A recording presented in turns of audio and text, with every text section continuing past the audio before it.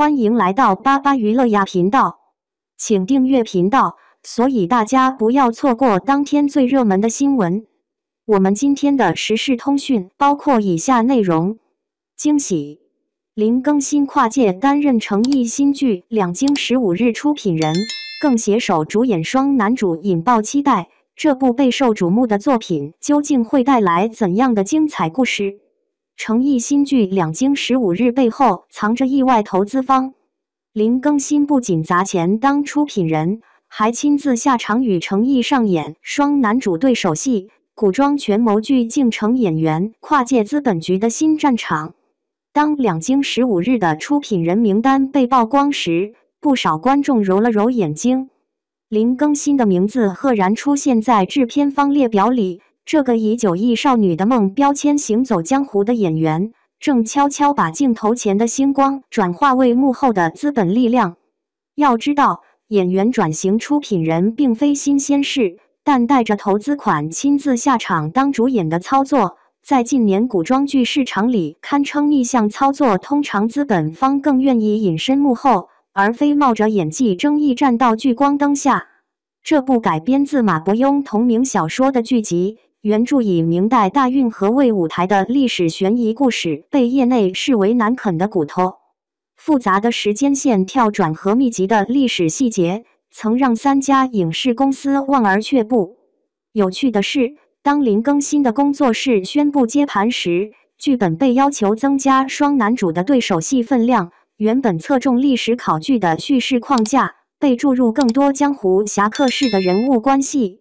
这种创作调整并非凭空出现。某影视从业者透露，视频平台的数据模型显示，诚意主演的古装剧在30至35岁女性用户中留存率高出均值 27%， 而林更新的国民度则能覆盖下沉市场。这种组合被算法判定为风险对冲型选角。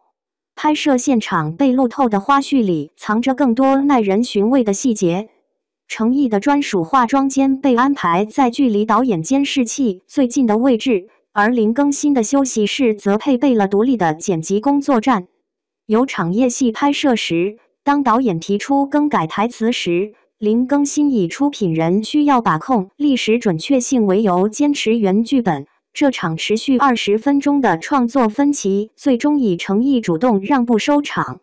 这种微妙的权力关系在片场并不罕见。某剧组场记的工作日志显示，当演员身兼出品人时，导演的创作自主权会平均缩减 35% 的决策空间。就像餐厅主厨突然发现食客里坐着餐厅老板，调味时总会不自觉地多放半勺糖。服装道具部门的工作人员私下透露，2位主演的戏服预算被严格区隔。诚意的每套刺绣官服都由苏秀妃遗传成人手工缝制，单套成本超过8万元，而林更新的江湖侠客装则采用批量生产的机绣面料，单件成本控制在3000元以内。这种看似失衡的资源分配，实则暗合平台的用户画像分析。诚意的核心粉丝群愿意为精致服划到付费点播，而林更新的观众更关注打戏场面的密集程度。当2种需求被强行塞进同一部剧时，就像火锅店同时推出清汤、养生锅和麻辣9宫格，后厨的备菜逻辑早已写好了观众的分流路径。播出平台的排播策略同样暗藏玄机。这部剧被安排在周1至周3的黄金档，但每集正片结束后，会分别放出诚意的权谋线和林更新的江湖线2个不同版本的片尾彩蛋。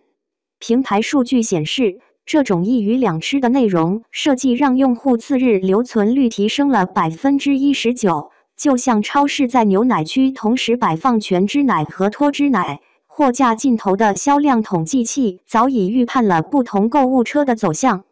当资本开始用数据切割观众注意力时，演员的演技反而成了最不重要的变量。毕竟在收视率的天平上，粉丝的氪金能力永远比台词功底更有分量。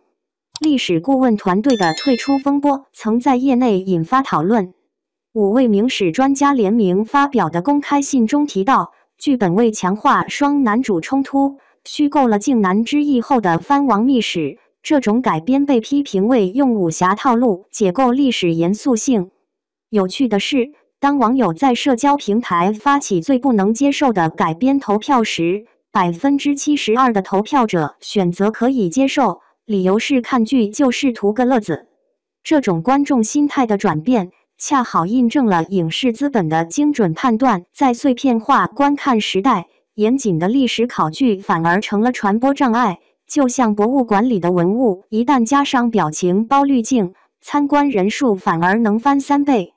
投资方披露的财务数据显示，该剧的总投资中有45%来自林更新工作室的自有资金，剩余部分由3家上市公司联合注资。这种拼盘式的融资结构，让每家投资方都拥有不同比例的版权收益分成。当剧集播出时，就像几个厨师合开一家餐厅，有人盯着前厅的翻台率，有人算计后厨的食材损耗，而坐在餐桌中央的观众永远不知道自己吃掉的哪口菜里藏着谁的 KPI。最反常识的是，据内部测算，即使该剧的豆瓣评分跌破6分，只要诚意单人话题阅读量超过50亿，投资方就能通过周边衍生品和商务代言收回全部成本。毕竟在当下的影视市场，剧集本身早已不是赚钱的主力，更像是明星 IP 的超长广告片。